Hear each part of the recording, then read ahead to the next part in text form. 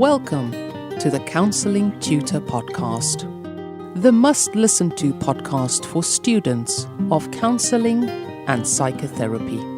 Here are your hosts, Rory Lees-Oakes and Ken Kelly. Hello, I'm Rory, and with me, as always, is Ken. How are you doing, Ken? I am well. I'm delighted to be here. Thank you so much for joining us. This is the Counselling Tutor Podcast. You're joining us at episode 196. We've got a great program planned for you today. 3 special topics, starting with a student check-in, where we're bringing an interview with a real-life student, just like you, if you're a student on your journey. Rory spoke with Ruth Watson, and the big takeaway there is the change, the transformation that happens during a counselling journey when you are a student. We then go into focus on supervision, where we're going to be looking at self-care in supervision from the perspective of the supervisor, working with the supervisee, ensuring that sufficient care has been taken for the supervisee to look after their own well-being. And then we end episode 196 with practice matters. And today, a really special one. We have Professor Mick Cooper. Rory met up with Professor Mick Cooper, and he's going to be guiding us through some goals in therapy. So something for everybody there. But I think, Rory, we need to acknowledge that if you're listening to this in real time, we are at the end of our current season as we approach the academic break. Yes, absolutely. It's time to put on our sunglasses, put on our sunscreen, and look at that big yellow globe in the sky, which is the sun, which does make 1 or 2 appearances in the UK from time to time in between the rain and the clouds. But yes, it is the final episode in the season, and it's been a really interesting season, Ken. And certainly we have seen a step change in the way that therapy is delivered, with the development and the coming of age, I think, of online counselling and supervision. Well, that's certainly been a main focus for us over this last season. So our season spans September through to around about late July, that we run to the academic year. So if you're listening in real time, you'll be coming to the end of the academic journey. And we look back and we realize that we've had over 500,000 downloads of the Counselling Tutor Podcast just in this last season. So I just wanted to personally say thank you to all of our listeners for lending us your ears. Looking over that is really literally hundreds of thousands of hours of CPD that can be claimed, because you can claim CPD from listening to the Counselling Tutor Podcast.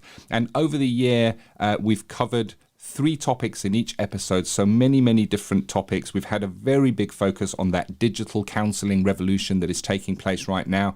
In fact, putting a special slot into every episode in service of counsellors, fellow counsellors that found themselves in a difficult position, not being able to be in face-to-face practice. And of course, we brought in the new topic in our Practice Matters section, where we brought in top experts who had delivered lectures in our Counsellor CPD library, also to kind of bring a new flavour to the podcast. And today is no exception. You'll be hearing from Professor Mick Cooper in that slot today. And of course, during this past year, we welcomed the BACP and the National Counselling Society, who came and answered your questions. So it has been a wonderful journey from myself, from Rory. A big thank you to you. But I focus now on today and the present and where we're at. And as we come, I guess, to the end of the academic year, certainly here in the UK, we thought it pertinent and a good idea to bring you a student story. Rory, you met up with Ruth Watson,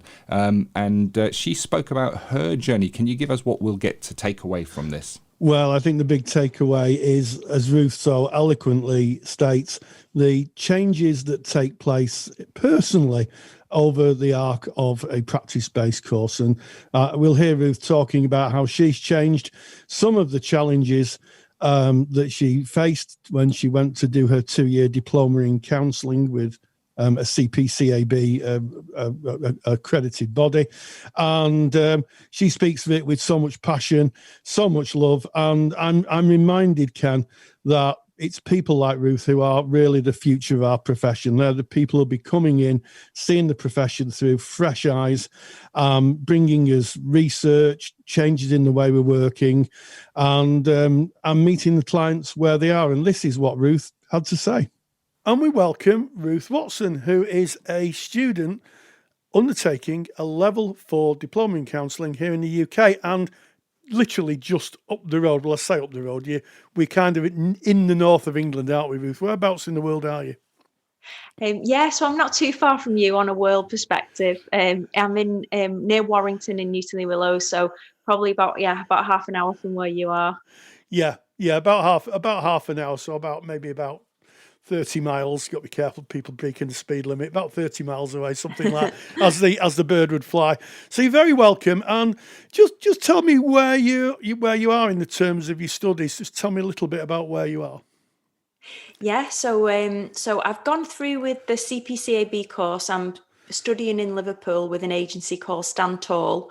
It's a private one, not so much a college, and it's run by a lovely lady called Lindsay.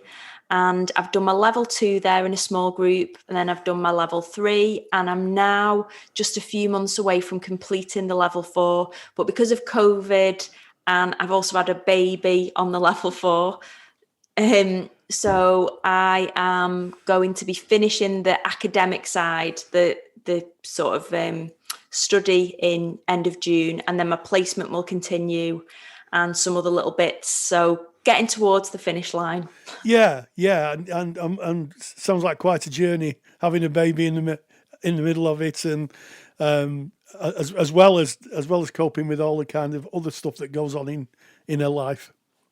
Yeah, it's been a ride, because I think ideally, if you could plan your life, I wouldn't have planned to be have a small 5-month-old baby at the end of the level 4, but life happens, doesn't it? And I'd tried to get pregnant for a while, and just thought, you know what, if I want it to happen, I've just got to go for it and see what happens. And then luckily it did, and so here we are. Well, there we go. and what joy in the world a child is. So let's celebrate that. So how long have you been in training? I think a lot of people will be interested in how long you get in training to the point where you're nearly finishing the academic side. How long would that be? Yeah, you put me on the spot here, testing my memory. I think I started my level 2. It would have been 2017, I want to say. Yeah. Yeah, I think that's I'm adding it up in my head. That's right. So yeah, it was 2017, and I did a kind of a fast-tracked level 2 where it was more condensed, and we did some weekends, and then went straight into the level 3, had a bit of a break, and then came on to the level 4, which is 2 years in total. Yeah. So the sense there is it's not a very quick process, is it? It's to going into being, I want to be a counsellor, do the level 2, to where you are now, it's almost 3, nearly 4 years. Yeah, it is a process. And I remember if someone had told me at the beginning of level 2 that I would ever be at the end of level 4, I would have found it hard to grasp, I think. It seemed like such a long time, but it really does highlight that thing about not being too focused. I think with these courses, you can't be too focused on the end of just, I want to be qualified and just want to get it all boxed off, because it really is the journey and the transformation, both personally and in your knowledge throughout that time, that you don't really notice I personally didn't notice how long it's taken to get here, because it's just kind of, there's been so much going on throughout it. So we talk about that process. How do you think you've changed through the arc of your training? Is there anything you can say that, if you could meet the Ruth, the level 2 Ruth, what might you see as a difference, shall we say?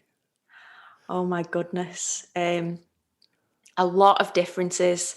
I still remember walking in the room on my first week at level 2 and feeling just really unsure about myself and thinking, was I good enough? And I had no idea really what it was going to entail. And I think that now I'm here, I think it's been the thing that my tutor said, Lindsay said, is that, it's like a washing machine.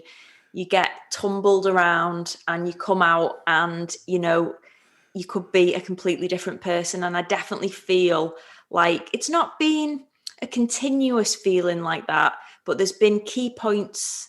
I think a lot on the level 2 is a lot of self-development and self-discovery and reflection. So I found level 2 to be really threw everything on its head. I was questioning everything in my life and really noticing all of the things that I was really afraid of and how little kind of self-worth I had.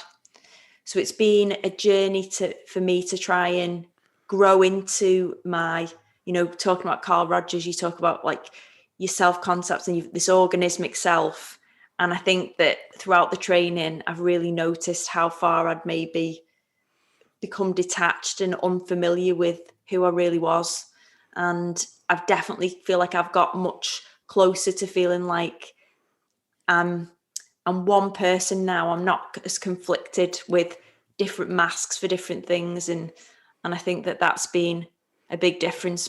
But it definitely has rocked the boat, rocked the boat in my marriage. My husband would sometimes be like, who's going to come off this course tonight? And, he had to ride those waves with me. So it definitely impacts on your wider family and friends, I think. Yeah, so it sounds like you're more connected with yourself, you're more congruent with yourself. But with that, those around you have had to accept the new Ruth and all that brings, I guess. Yeah, and I've had to be in the dirt with me. I feel like I've dragged some of them into the dirt with me a bit. And I'm sure she wouldn't mind me saying this, but in the middle of my course as well, my mum had some kind of realizations, and she's in her mid-70s now, but she decided that she was going to go and kind of look into like counselling and ways that could help her. So I really do think that it ripples out. And it might be something that we can't really intellectualize or understand, but it's like it's doing things that you can't see under the surface. Definitely. Yeah, and I think you would be. Your experience would mirror my experience. I did my course nearly 20 years ago at the point of doing this podcast, and yes, it does throw a pebble into the lake, and it ripples out, and it touches all aspects of your life. I wonder what in terms of the practicalities of study, what have the challenges been there? You spoke about obviously having a child through this process, but putting the child to one side, if I could put a child to one side, what other practical challenges have you come across in your studies in terms of other things you've had to do other than study? Well, I've worked full time throughout doing the course. So besides like family stuff, actually, sometimes when you've done a working week and you feel mentally drained, kind of pushing yourself to be like, I'm going to go and spend till 9:00 at night really going deep into stuff that is quite difficult to do after a long day. So doing it is quite, even though it's just talking, which people would say it's just talking, it can be really tiring, and you have to acknowledge that. And I think there was some people on my level 3 course that found it too much. They didn't continue because they might have been social workers in the day, for example, or jobs like that, which were very demanding, and it was too much. So I'd say that definitely from a practical point of view, balancing work life with doing it, you have to think, well, how many hours am I going to be in college for? And how many additional hours of study am I going to need to do on top of that?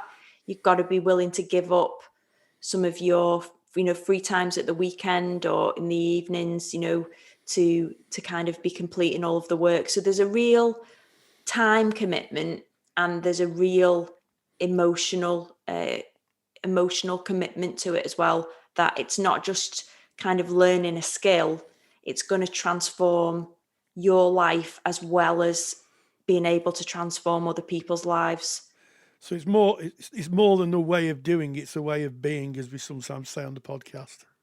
Yeah, I totally think so, because how can you sit with somebody if you haven't sort of gone into yourself? Because you really need to do that to be able to sit there with someone and be in their dirt and be in that with them. And I think that if you've not taken the time to really work on yourself as well, then that's when things can start going awry, and you can't build that relationship with someone. Because I think throughout all the difficulties of sometimes slogging away writing an essay on legislation or looking at risk assessments and core form, all these things, which I must admit are not my favourite part of the study, I try and always think that when you're in the room and you're with someone and you're one-to-one and you have that connection and you feel like that, it's just this feeling, like that's what would keep me going with it. Yeah, that overwhelming desire to, it feels like, be of service to someone, to help somebody, to make a difference in someone's life, maybe. Yeah, and I think that was something that I just felt like I wasn't getting through my my other roles. Like I've worked in like creative design industry and done writing and loads of fun things. I was going to become a primary school teacher at one point. I was going to thought about becoming a yoga teacher at one point. And I think all the time that I've kind of dipped into stuff, I think the strand that I've tried to look at that's run through it all is that I've just wanted to help people and kind of connect with people and have that real, it's hard to put into words, but that feeling that I'm really living a purpose and a meaning, rather than just going and doing a job and where I'm questioning, well, what's the worth in this? It's making your life meaningful. Yeah, definitely. That's what I think I was looking for. I think it was Freud that said about there's the two main things in life, love and work. And I think that I always felt like I had a strong kind of family and personal life, but my work was not fulfilling and didn't feel like it gave me meaning. So yeah, and it sounds like you found that not only in the study, but obviously in yourself. It's generated it in yourself. I've got one final question to ask you as we bring the podcast to a close. If you were to meet Ruth before the start of the courses, maybe you got a time machine, you could go back in time to 2017 and you met, I don't know how weird that would be, meeting yourself, but going back in time, what advice would you give Ruth before she walked into level 2? What wise words would you impart to her? Oh, that's one of those questions on a podcast where you think, oh, what should I say? It's a biggie. I would just say, really, just try not to overthink it. Don't get in your head too much. Just follow the feeling that if something feels right. If doing that level 2 course, it just felt right. And just to trust the process and go with it. And when you do that, it really does mean that the time, you don't notice the time because you're learning and you're growing and just taking some time as well to really, I would say to that younger Ruth on the level 2, to really kind of take time to reflect on how far I've come and to realize that, it's a journey and the outcome isn't the important part. It's all about what I've learned along the way. And even if I didn't end up doing something career-wise with the course, just the amount of learning that it's given to me as a friend, as someone who's in a marriage and someone that's now a mum, like I feel like that's been the greatest gift for me of the last really testing 5 months is that I feel like I've got so much wisdom now and confidence in myself that I can pass on to my daughter now. So that's a real blessing. So I would hopefully be able to tell her that all those things are going to come together. Well, on those very wise and I think poignant words, Ruth Watson, thank you so much for joining us. Oh, thank you, Rory. It's been a real pleasure to share. Thank you. Thank you very much, Rory, for hosting that interview. A very big thank you to Ruth. I've spoken to Ruth as well. We're so very grateful for anyone who shares their journey with us. And we now move on to Focus on Supervision. This is our brand new section that we've only just slotted in towards the end of this season. And today we're going to be speaking about self-care in supervision. So from the point of view of the supervisor, looking at the practitioner, the supervisee in practice and ensuring, I guess, or reminding them of the importance of that self-care, Rory. Yes, I would say that there are times that being a supervisor where you have to speak truths, and part of that kind of role is you may have a supervisee who's struggling, who is presenting with a lot of personal issues. And, part of being a supervisor is to talk that through and see how that might be impacting on their practice. And I know when I started my training, I started in the November of 2002 as a student in placement. And I remember my mother died in the August of 2003. And I went to my supervisor and I said, my mother died. And she said, okay, let's just talk about where you're at. And we had a real interesting conversation where she was really thoughtful of where I was at, but also she was doing her job. She was seeing if I could still carry on counselling, if I was still in a position to be able to counsel. And what we agreed was that I could carry on, but probably not take on anybody who'd had a bereavement. A recent bereavement, and I agreed to that. Went back to my agency, and they were happy with that because they had said to me, "Oh gosh, very sorry to hear about your mother's death," and they said, "I'm sure you're going to be speaking about that in supervision," and that's what I did. And for the next year, I didn't work with anybody who'd had any form of bereavement. But there are some times where I guess the supervisor's got some tough calls to make, where they can see that someone is really, really struggling in their personal lives. And quite clearly from the presentation in supervision, it's almost certainly that's going to impact on clients. And supervisors sometimes have to make some tough calls. Yeah, very, very much so. And there are times, like in the example that you've brought there, Rory, where it is known, where it is seen. You obviously, you faced a bereavement, you would have taken that in, your supervisor would have recognized that and worked with you around that. And those are the seen elements of self-care. The unseen elements of self-care, I think, are interesting. And I'm speaking here about burnout. So burnout is a horrible place to find yourself as a practitioner. It's where your energy is gone, where your motivation is gone, where you are 100%, well, not being 100% your best, and certainly not in service of the client, because your own self-care has somehow lapsed. And the interesting thing about burnout is it is seen at the point of burnout. It is seen at the point of I can't go on anymore. I am now broken. There's almost like a progressive creeping up that is sometimes unseen to the practitioner themselves, and it can be related to the caseload. It can be related to so many things. And I think supervisors keeping an eye open, looking at how the practitioner is working, asking the right questions, delving into the right areas of practice to look out for burnout. And the interesting thing is, if you just speak to somebody a couple of weeks before burnout and ask them how they are, they'll probably say, I'm really busy, but I'm fine, because it is unseen. There was an old urban myth. The urban myth is that if you take a frog and put it in cold water and warm up the water slowly, the frog will eventually die. It will boil to death. But if you put the frog in boiling water, it'll jump out. And it's almost like the cold. Well, it is an urban myth. It's not true, but it's almost like this slow warming up it is unseen. It can creep up on you. And I think it's tricky from the point of view of a supervisor to know what to ask, to know where to look in order to kind of check the self-care of the practitioner. Yeah, you're absolutely right in terms of burnout being something that's not easily seen.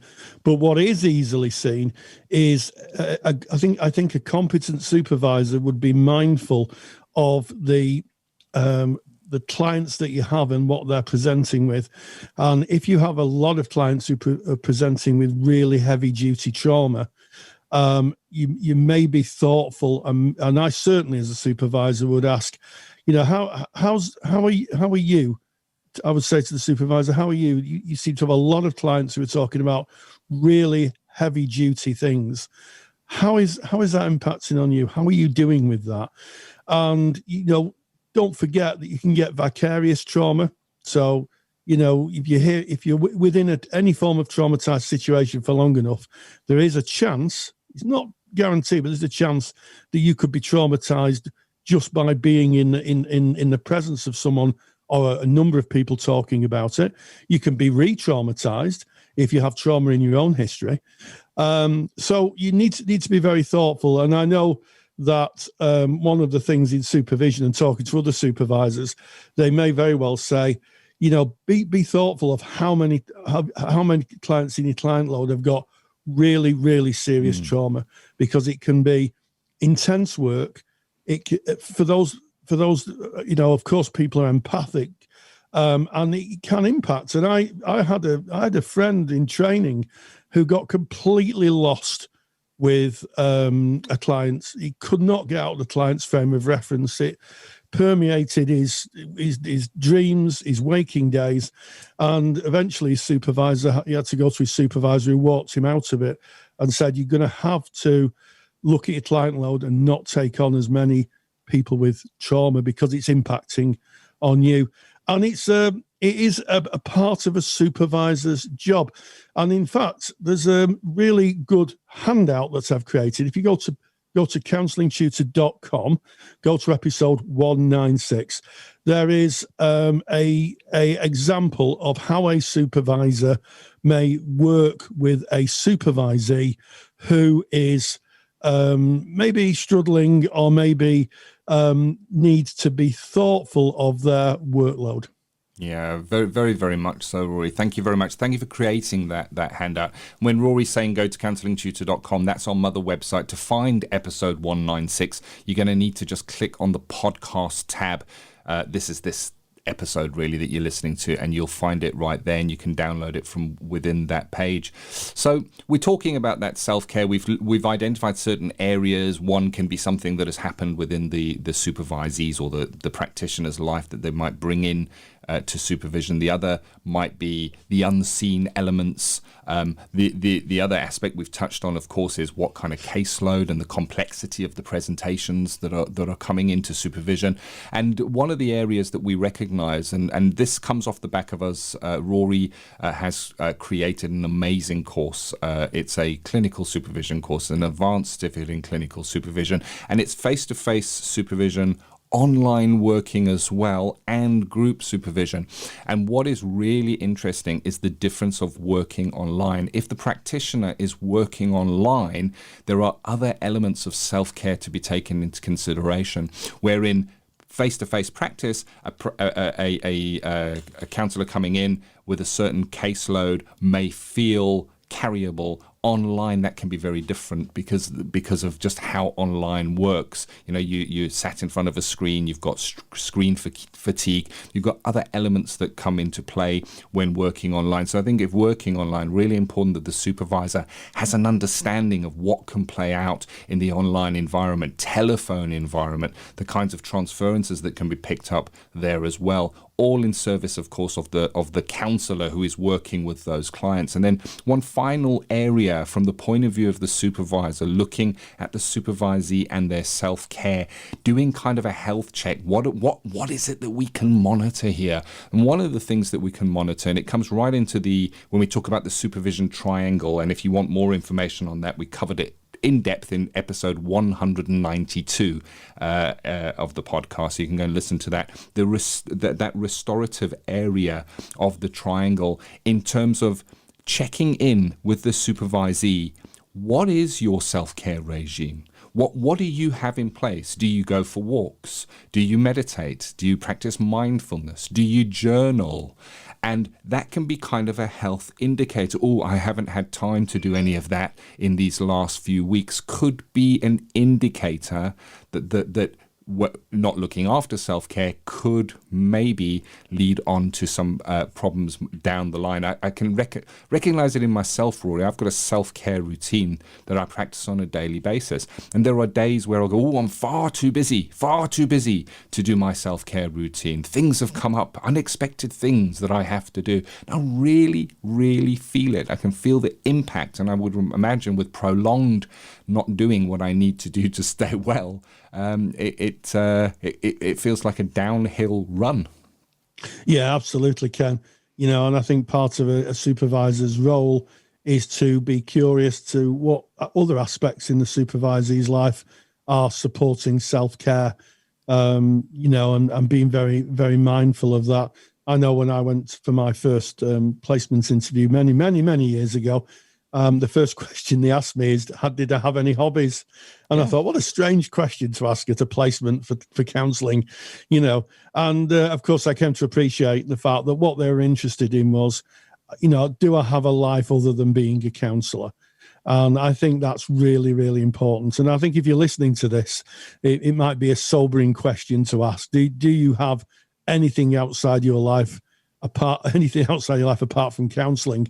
And if you don't, I think that's probably a pause for introspection, because we need to have a balanced life. We have a balanced diet, hopefully, and we need to have a balanced life. And, I think that's important. And it's certainly an important part for longevity in the work. I think that in our profession, burnout is a real possibility, just because of the material and the clients' lives that present in our therapy room. So, I think a supervisor's role really is about making sure that a supervisee is practicing healthily. And of course, as I remind people on a regular basis, self-care is an ethical imperative. It appears certainly in the BACP ethical framework. And if you're not taking self-care, the question is, are you offering the best service to your clients? Thank you for bringing this topic, Rory. Really, really important. And if you're listening to this and you're a qualified practitioner, you have a minimum of a year's practice that has been supervised, you're a member of an ethical body, you work to an ethical framework, and you're interested in training as a supervisor, we have information on our course. You just go to counsellingtutor.com. We are all sold out at the moment, but we will be releasing some new dates in August. We'll be releasing our 2022 date list of the times that we're running our course, but you are able to join up a waiting list. We'll give you a priority email to let you know when those dates become available. So there you have it. That is our focus on supervision. Moving on now to Practice Matters, Rory, where you met up with Professor Mick Cooper to speak about goals in therapy. If I'm not mistaken, I think that Mick actually did a lecture on this, which is available in our Counsellor CPD library.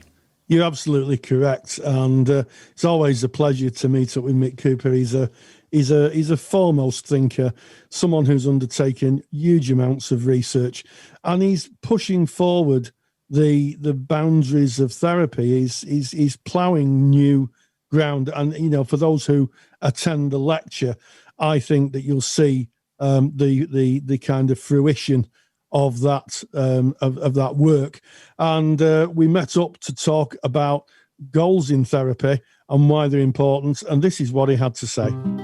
Practice Matters. And we welcome Professor Mick Cooper, who has just delivered a fabulous lecture on goals in therapy for the Counsellor CPD library. Mick, you're so welcome. How are you doing? I'm all right, Rory. Nice to speak to you. Yeah, likewise, Mick. I'm really interested in goals in therapy. Yeah. Is this a research-driven idea? Because I know that you're a researcher. Well, I think actually it's more driven initially by theory. I guess, and funnily enough, it kind of comes from existential theory. Not that many existential therapists would like goals, but I think it really comes from the idea that as human beings, we are oriented towards the future. We've always got things that we're kind of striving towards, and it's part of our being is to move in particular directions. So I guess the idea of goals is not about creating goals so much as being able to articulate for ourselves and also in our therapeutic work with our clients where it is that they're going to, and helping them to be a bit clearer about that and to put that at the forefront of therapy. I think it also comes a bit from a social justice perspective, really, that therapy should first and foremost be orientated around what clients want from it. Not that clients always know and that they can say, but that's a pretty good starting point, rather than us as therapists saying, right, this is what your therapy is going to do, or using measures, or saying it's about reducing depression. Is actually talking to the client and saying to the client, well, where do you want this to get you to? Yeah. And clients really vary in what they want from therapy, and that seems a really good starting point to me. Yes, it speaks about autonomy, doesn't it? It speaks about absolutely. autonomy. And it's kind of an ethical, ethically, it's putting the client's wants at the forefront and their rights, as you say, their autonomy at the forefront of the therapeutic work. Yeah, and it's interesting because Carl Rogers himself said that all behaviour is goal directed.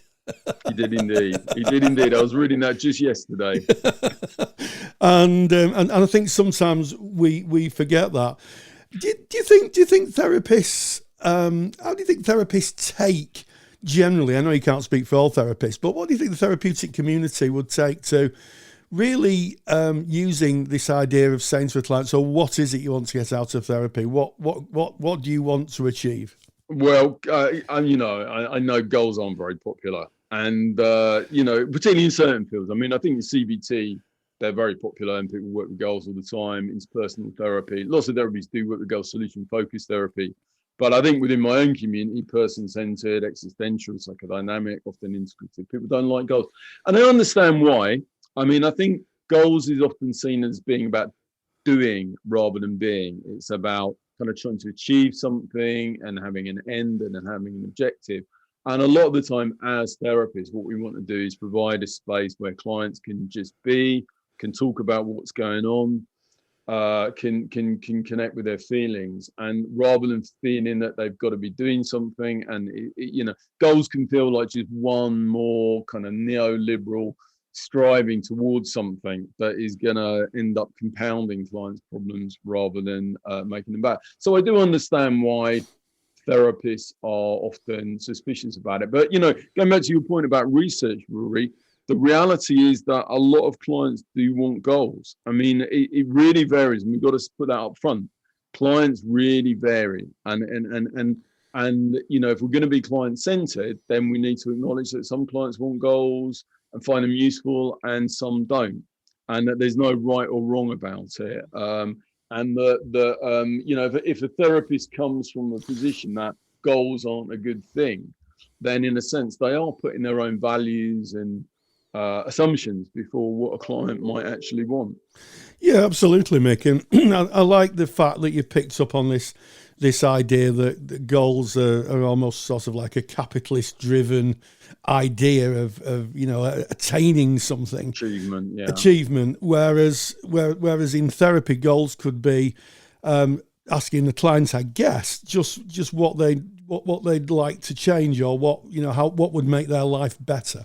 Yeah, absolutely. And goals, if you don't like the word goals, then aims, strivings, direction. I mean, in my last book on integrating counselling and psychotherapy, I talk about directions rather than goals, because I think it's a bit of a gentler term. And I think the problems with goals is that it can be used in a very kind of performance management way, and it has been used, and a lot of the literature comes from that. So I think there's softer words about, where would you like therapy to take you? What would you like to get out of it? That I'm sure a lot of therapists at the end of the day do use in their work, and it is very, very widely used. But I think the advantage of talking about goals is that it gives us a kind of framework to explore it, to research it, to understand it more, to make some more sense of it. But if the terminology doesn't fit, people are very welcome to use different ways of thinking about it. Yeah, and also I think that there's a danger, isn't there, that with, there's an old saying, isn't there, without a goal you can't score. And I think there could be a danger that if therapy kind of gets into this kind of mission creep of just a kind of secular discussion, that clients may not actually get the benefit of being able to say, well, I came for this and I can see that I'm changing. As I was saying, we find that around 2/3 of clients do want goals in therapy. And they that's both at the beginning of therapy and at the end of it. A lot of clients say goals are really helpful. Why were they helpful? Well, partly just talking about goals can help clients think about what it is that they want. If they set some goals, they can also monitor how they're doing. And, we have, for instance, a goals form that can be used as a way of tracking that. It doesn't have to be used, but it's one way of doing it. And I think that what clients say is that it provides focus often. It allows them to, as you say, without goals is difficult to score. And it allows clients just come back and say, what is it that I want to use this therapy for? We know from our research that clients do sometimes feel, particularly in more open-ended, non-directive approaches, that sometimes they feel that they're just going around in circles a bit, and that it's not really moving forward. I mean, not all clients. Some clients love that; they love the space. But for other clients, it can feel a bit circuitous, and having some sense and some reminder of where it is that they want to get to from the therapist to remind them is really appreciated. Yes, and I can remember reading about Roger's, time at the University of Wisconsin, where he was incredibly frustrated.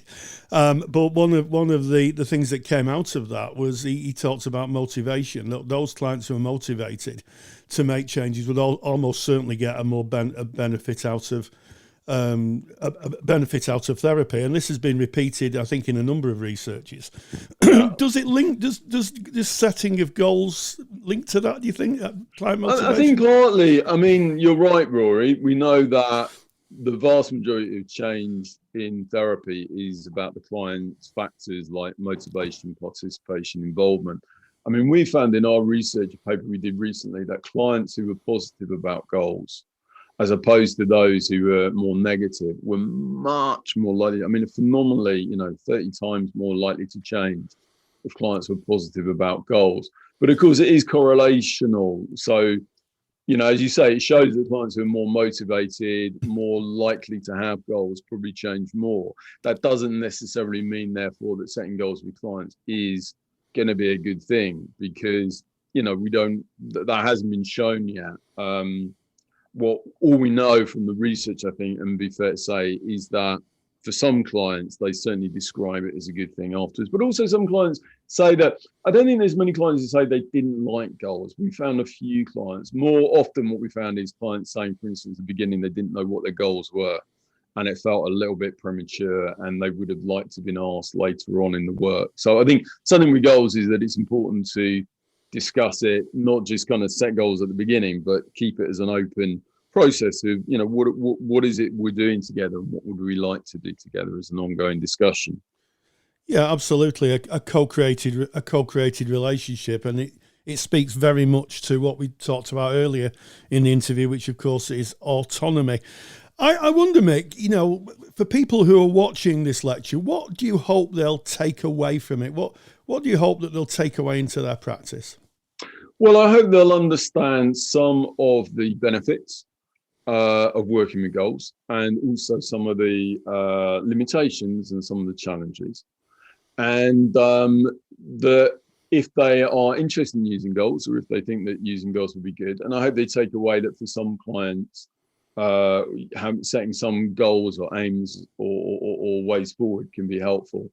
That they'll understand some of the principles of working well with goals, for instance, as we talked about, like keeping them fairly flexible so that they can be changed, and also to get some idea of how very concretely they can do that. So specific ways of asking clients about what they want from therapy, and then also tools that they can use to monitor that in the therapeutic work.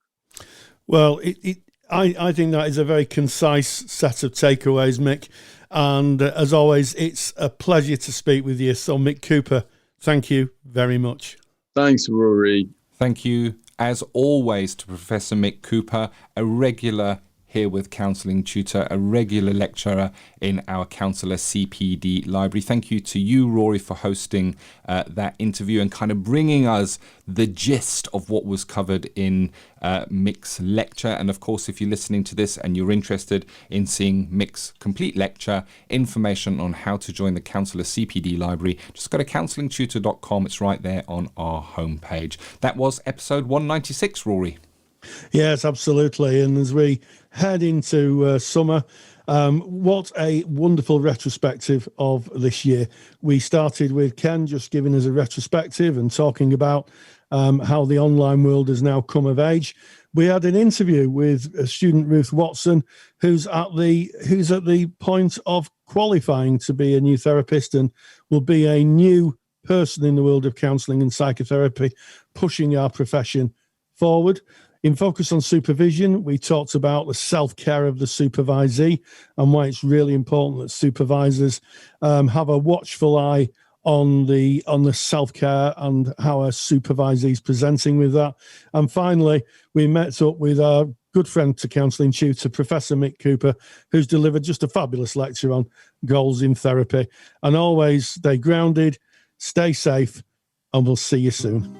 If you're a qualified counsellor or psychotherapist, then why not check out the Counselor CPD Library?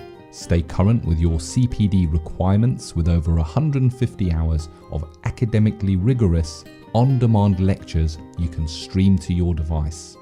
Joining Counselor CPD will expand your skill set to create a more specialised, highly rewarding practice. For more information on the Counselor CPD Library, visit counsellingtutor.com. Thank you for listening to the Counselling Tutor Podcast. Find the show notes for this episode on our website at www.counsellingtutor.com.